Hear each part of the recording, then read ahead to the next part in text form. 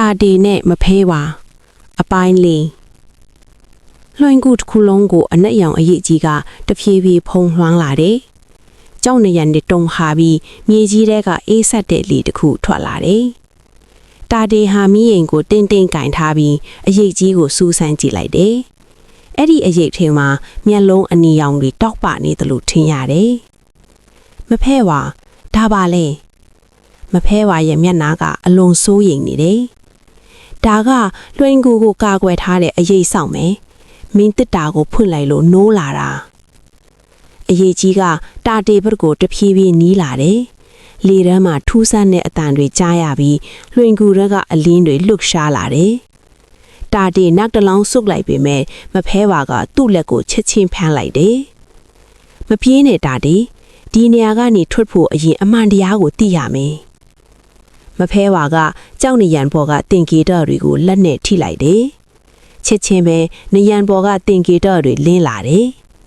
အလင်းထဲမှာအတိတ်ရပုံရိပ်တွေပေါ်လာတယ်လွန်ခဲ့တဲ့နှစ်များစွာကတာတေနဲ့မဖဲပါဟာဒီလွှင့်ကူကိုအတူတူရောက်ခဲ့ကြတာပဲအဲ့ဒီနေ့မှာသူတို့နှစ်ယောက်ကတစ်တာတဲ့ကအဆောင်တွေကိုမတိပဲထိတွေ့ခဲ့ကြတယ်အဲ့ဒီအချိန်မှာအရေးဆောင်ကနိုးလာပြီးမဖဲဝါကိုဖမ်းဆီးထားခဲ့တယ်တာတေအဲ့ဒီညမှာကြောက်လန့်ပြီးထွက်ပြေးခဲ့တာကိုအခုမှပြန်တတိရလာတယ်။ဒါကြောင့်မင်းပျောက်သွားခဲ့တာလား။တာတေကတုံလှုပ်စွာမေးလိုက်တယ်။မဖဲဝါကခေါင်းငိလိုက်တယ်။ငါအခုထိဒီနေရာမှာပိတ်မိနေခဲ့တာပဲ။ဒီအရေးကိုဖယ်ရှားမဲ့သူကမင်းတယောက်ထဲပဲ။အဲ့ဒီအချိန်မှာအရေးဆွန်ကကြီးမားတဲ့အတန်တစ်ခုနဲ့အော်ဟစ်လိုက်တယ်။ပြီးတော့သူတို့ဘက်ကတစ်ချက်ထဲလှမ်းလာတယ်။လွှင့်ကူတစ်ခုလုံးတုံခါလာပြီးကြောက်တုံးတွေကျလာတယ်။မဖဲဝါကတာတေဘက်ကိုလှည့်ကြည့်ပြီးအရေးကြီးတယ်လို့ပြောလိုက်တယ်။တာတေတစ်တာထဲကနောက်ဆုံးအရာကိုယူလိုက်။အဲ့ဒါကဒီအရေးကိုရပ်တန့်စေနိုင်တယ်